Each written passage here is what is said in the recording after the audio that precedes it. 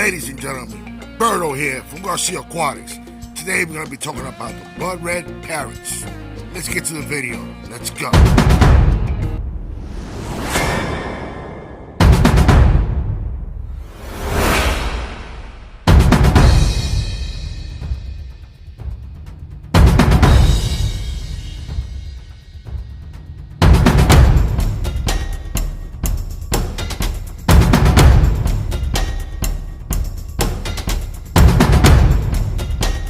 Before we get into the video, Berto here from Garcia Aquatics. Haha, I love that.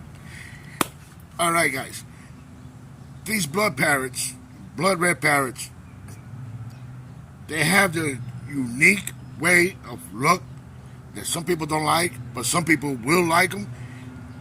Some of them are aggressive and some of them are not. But it's just their personality, the way they are. And I just want to tell you guys what I feed them, how I take care of them also, and what I use in their tanks. And yes, they could be in a 75 or in a 90, but I have mine in a 150 gallon with Oscars and Florida Guard. And I'm going to tell you more about these blood red parrots. So let's get into this video and let me share a little bit of my knowledge and my few information that I know of that's been working for me, and I want to share it with you guys. So let's go. Okay, these are red parrots, blood parrots, were first bred in Taiwan in 1986. But just don't confuse yourself with the freshwater parrots and the saltwater parrots to keep them in a group. But if you want to keep one, you can put one in a 30 gallon. But if you want three, you can put them in a 55 gallon.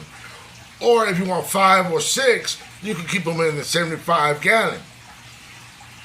Yes, they are aggressive, but one thing I'm going to have to tell you, do not put them with angels.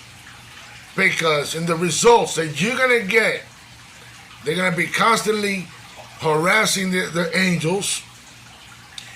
And then after they've been so stressed out, the angels will die.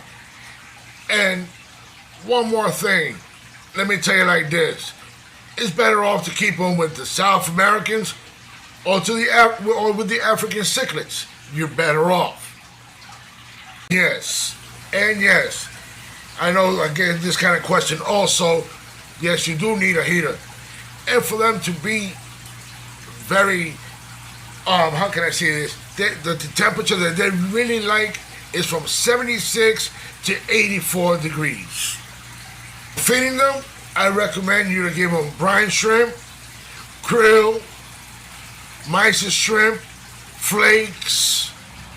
Let me know what you think about the video. Let me know what you think about it with the little bit of information I gave you guys.